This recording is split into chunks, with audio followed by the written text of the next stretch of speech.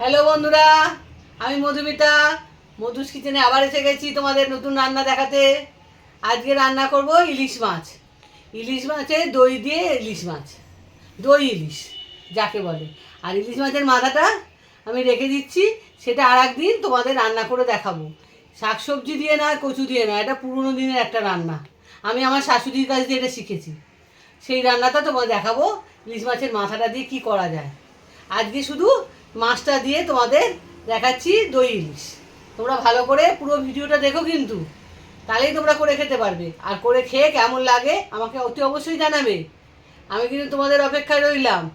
তাহলে আরম্ভ করি রান্নাটা। আমি কি কি নিয়েছি, এই যে সর্ষে, পোস্ত আর কাঁচা লঙ্কা বাটা আমি বেটে নিয়েছি।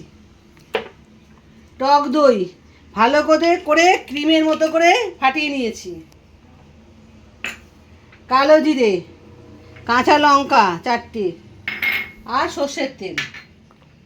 এটা কিন্তু সর্ষের তেলে রান্না হবে। আর নুন যা লাগে, নুন হলুদ লঙ্কা যা লাগে এটা তোমরা জানো, এটা আর বললাম না। মেন উপকরণ হলো এটা। এবার আমি আরম্ভ করি।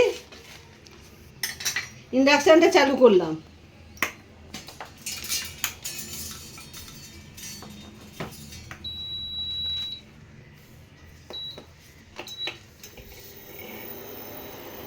কড়াইতে তেল দিয়ে দিলাম, সর্ষের তেল। এটা একটু বেশি করে তেল লাগবে।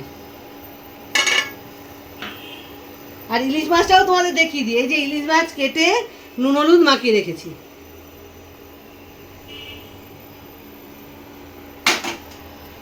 তেলটা একটু গরম হোক।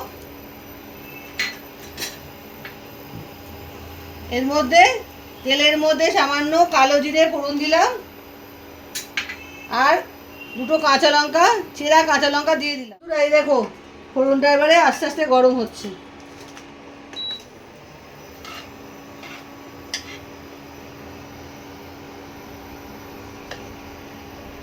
প্রথমে সর্ষে, কাঁচা লঙ্কা আর পোস্ত, এটার পরিমাণ হলো 2 চামচ। যদি সর্ষে নাও 4 চামচ নেবে পোস্ত।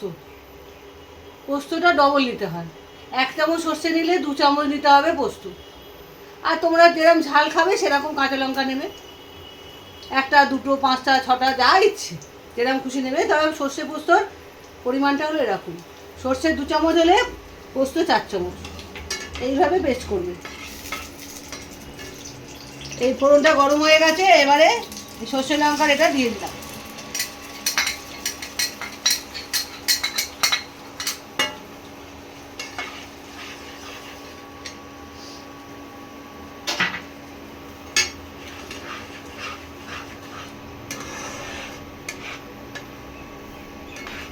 এটা একটু তেলের মধ্যে কষিয়ে নিই সর্ষে পোস্তটাকে।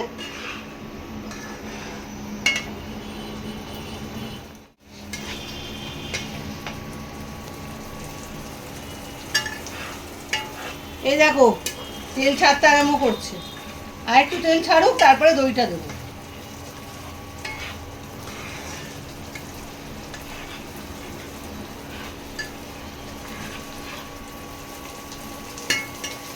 যখন দইটা দেবো তখন টেম্পারেচারটা কমিয়ে দেবো। তোমরা কিন্তু গ্যাসে যদি করো গ্যাসের ফ্লেমটা কমিয়ে দেবে। আর গ্যাসটা মিডিয়ামে রেখে তবে রান্নাটা করবে। যখন দইটা দেবে একেবারে লো করে দেবে। আমি ইন্ডাকশানে করছি, আমি এখন মিডিয়ামে রেখেছি, এবারে কমিয়ে দেবো। তেলটা ছাড়তে আরম্ভ করেছি।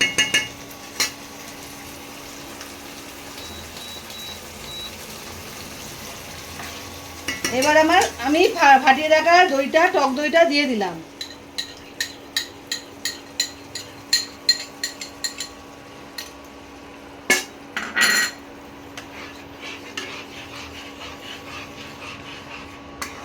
এটা দইটা মশলার সঙ্গে মিশে গেলে তারপরে তোমরা টেম্পারেচারটা মিডিয়ামে করবে। তার আগে কিন্তু মিডিয়ামে করবে না।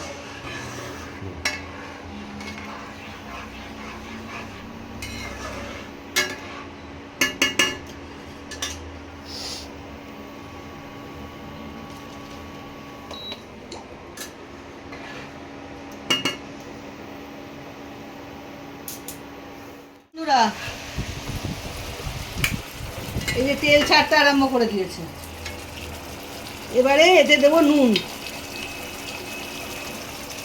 আন্দাজ মতো নুন দেবে। এতে কিন্তু হলুদ আর শুকনো লঙ্কার গুঁড়ো পড়বে না, যেহেতু দই ইলিশ। এতে কাঁচা লঙ্কা আমি দিয়েছি, আর চেরা কাঁচা লঙ্কা দিয়ে দেবো। এতে কোনো শুকনো লঙ্কার গুঁড়ো বা কাশ্মীরি লঙ্কার গুঁড়ো পড়বে না। নুনটা দিয়ে ভালো করে আমি এটা কষিয়ে নিলাম। দেখো তেল ছাড়ছে বলে।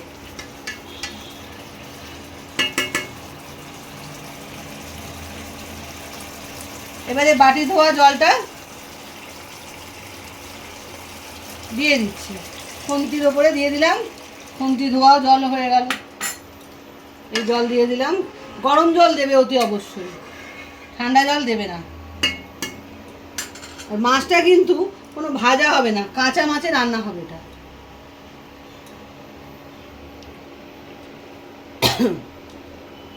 মাছে যা হলুদ মাখিয়ে রেখেছি, নুন হলুদ, তারপর আর হলুদ আর লঙ্কা কিচ্ছু পড়বে না।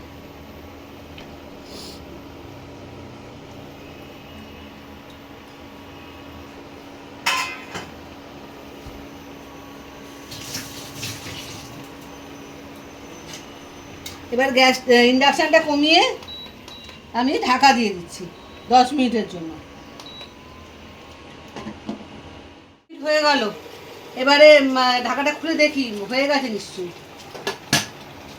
দেখো পুরো হয়ে গেছে। আমি মাঝে একবার খুলেছিলাম, খুলে চেরা কাঁচা লঙ্কাগুলো দিতে ভুলে গেছি, চেরা কাঁচা লঙ্কাগুলো দিয়ে দিয়েছি। দেখো হয়ে গেছে, রেডি হয়ে গেছে। এবার আমি ইন্ডাকশানটা বন্ধ করে দেবো। আর এই ভাপা ইলিশ আমরা খাই, খেয়ে একঘেয়ে হয়ে যায় অনেক সময়, ওই জন্যে দই ইলিশটা করে খেও। দই ইলিশটা খুব ভালো লাগবে খেতে। দেখো ঘন হয়ে গেছে, তেলও বেরিয়ে গেছে। দেখো আমি তোমার ঢেলে আবার তোমাদের দেখাচ্ছি কীরকম লাগে।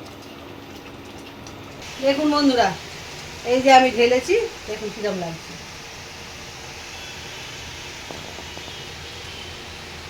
তোমাদের দই ইলিশ দেখালাম, তোমরা খাবে। এবারে আরেকদিন দেখাবো ইলিশ মাছের মাথাটা আছে, সেই মাথাটা দিয়ে একটা পুরোনো দিনের রান্না তোমাদের দেখাবো। তোমরা ওটা করে খাবে, দেখবে তোমাদের ভালো লাগবে। ওটা আমি আমার শাশুড়ির কাছ দিয়েই শিখেছি। আমার শাশুড়ি আমাদের খুব করে খাওয়াতো, ওই জন্যই আমি শাশুড়ির কাছ দিয়ে শিখেছি। তোমাকে ওটাও দেখাবো তোমাদের। তাহলে আজকে আসি, তোমরা রান্নাটা করে খেও।